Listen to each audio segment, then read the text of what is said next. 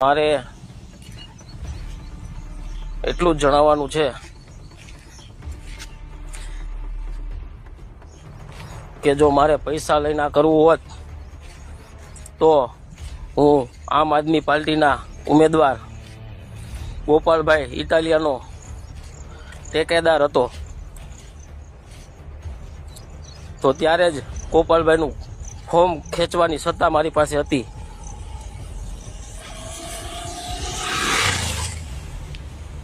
ગોપાલભાઈ ઇટાલિયાનું જ્યારે ફોર્મ ભરાણું, એમનો દરખાસ્ત કરનાર વ્યક્તિ હું માત્ર ને માત્ર એક છું.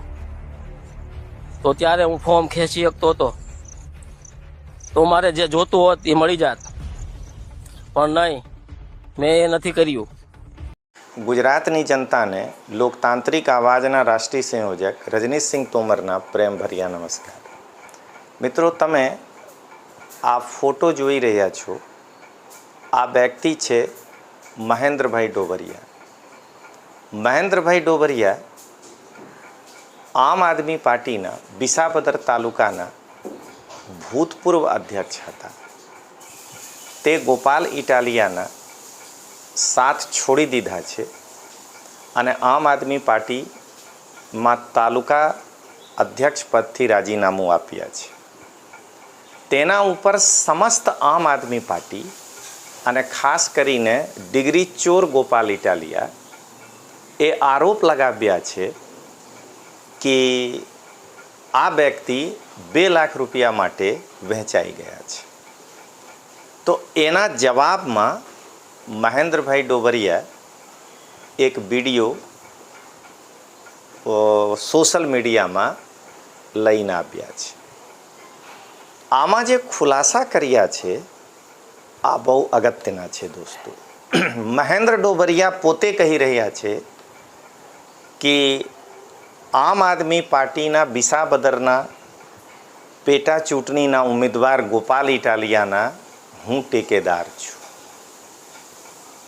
તો વિસાવદરની જનતા સાંભળજો, જે વ્યક્તિને પૈસા કમાવાની ઈચ્છા હોય તો ટેકેદાર જ્યારે મહેન્દ્ર ડોબરિયા બન્યા હતા, એમના પાસે 4 દિવસ હતા. જો મહેન્દ્ર ડોબરિયા ટેકા પાછળ ખેંચી લેતા હોત તો એમને કોઈ પણ રાષ્ટ્રીય પક્ષ, કોંગ્રેસ હોય કે ભાજપ હોય, મોટી રકમ આપી શકતા હોય. પણ તે સમયે મહેન્દ્ર ડોબરિયા ટેકા કેમ નથી ખેંચ્યા? આના ઉપરથી લાગે છે દોસ્તો કે ડિગ્રી ચોર ગોપાલ પોતાની મહત્વાકાંક્ષાના કારણે વિસાવદરમાં આમ આદમી પાર્ટીના સ્થાનિક કાર્યકરોની ઉપેક્ષા કર્યા છે અને એના કારણે 50% આમ આદમી પાર્ટીના કાર્યકર આમ આદમી પાર્ટી છોડી દીધા છે. હવે દોસ્તો તમે જુઓ કે મહેન્દ્ર ડોબરિયા શું કહી રહ્યા છે, એમના વિડીયો જુઓ. મારે એટલું જ જણાવવાનું છે કે જો મારે પૈસા લઈને કરવું હોત તો હું આમ આદમી પાર્ટીના ઉમેદવાર ગોપાલભાઈ ઇટાલિયાનો ટેકેદાર હતો, તો ત્યારે જ ગોપાલભાઈનું ફોર્મ ખેંચવાની સત્તા મારી પાસે હતી.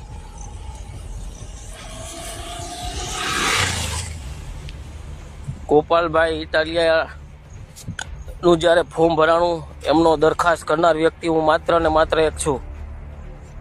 તો ત્યારે હું ફોર્મ ખેંચી શકતો હતો, તો મારે જે જોતું હોત એ મળી જાત, પણ નહીં, મેં એ નથી કર્યું.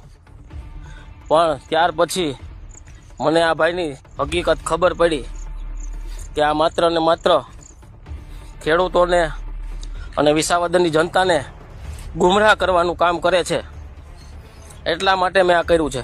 બાકી ત્યારે જ હું એને ઘેરે બેહારી શકતો હતો, ત્યારે ફોર્મ ભરાણું ને એમનો ટેકેદાર હું હતો. એટલે વધુમાં વધુ લોકો સુધી આ વાત શેર કરજો કે ગોપાલભાઈને જો મારે ઘેરે બિહારવા હોત ને તો હું એનો ટેકેદાર હતો, એનું ફોર્મ ખેંચીને એને ઘેરે બિહારી દેત. પણ આ ભાઈની મને હકીકત ખબર પડી ને એટલા માટે મેં આ કર્યું છે. અને જીવાપરામાં જે પથ્થરમારાની ઘટના થઈ એનો વિડીયો ક્યાંય છે નહીં. આ વાત ખોટી હતી અને પોલીસ સ્ટેશને જઈ અને આ મોટો મુદ્દો બનાવવા માટે આ વાત ગોપાલભાઈએ કરેલી હતી. અને કાલની વાત પણ ક્યાંય પણ પૈસા દેવામાં નથી આવ્યા. પૈસા દેવાનો વિડીયો ક્યાંય ન કરે. હોટલમાં પૈસા દીધા હોય તો એનો વિડીયો તો હોય ને ક્યાંક. કે આવી ખોટી વાતોમાં ના આવ્યા સિવાય સાચા વ્યક્તિને મતદાન આપી વિજય બનાવજો. આવતીકાલે આપણું હિત કોણ ઈચ્છી શકે છે એ જોઈ લેજો. બાકી હું વારંવાર એ કહું છું કે ગોપાલ ઇટાલિયાને જો મારે ઘેરે બેહારવો હોત ને તો હું એનો ટેકેદાર હતો. એનું ફોર્મ હું ખેંચી શકતો હતો. મને કોઈ લોભ લાલચ નહોતી. મારે જે કરવું હોત તેથી થાત, બધુંય થાત. એ તમને તમામને ખબર પડે છે કે ફોર્મ ખેંચવાથી શું થાય. એટલે મિત્રો આવતીકાલે મતદાન આપ લોકોના જનતાના હિતમાં કરજો એવી આપ સૌને વિનંતી કરું છું. અને વારંવાર એક જ વસ્તુ કહું છું, મને જો લોભ લાલચ હોત તો હું ગોપાલ ઇટાલિયાનો ટેકેદાર હતો. તમને વિશ્વાસ ન આવતો હોય તો ચૂંટણી અધિકારી પાસે જઈ અને માહિતી માગી શકો છો. અને ફોર્મ ખેંચવાથી શું થાય એ તમને સૌને ખબર છે કે હું ફોર્મ ખેંચવાની હું લોભ લાલચ આવતી હોય છે. એટલે મેં આ કોઈ પૈસા હાટું નથી કર્યું, પણ મને જનતાનું હિત ક્યાંક અનહિત દેખાણું એટલા માટે મેં આ કર્યું છે. આ માણસે માત્ર ને માત્ર વિસાવદરની જનતાને ભરમાવી છે. બીજું કાંઈ કરી શકે એમ તેમ છે નહીં.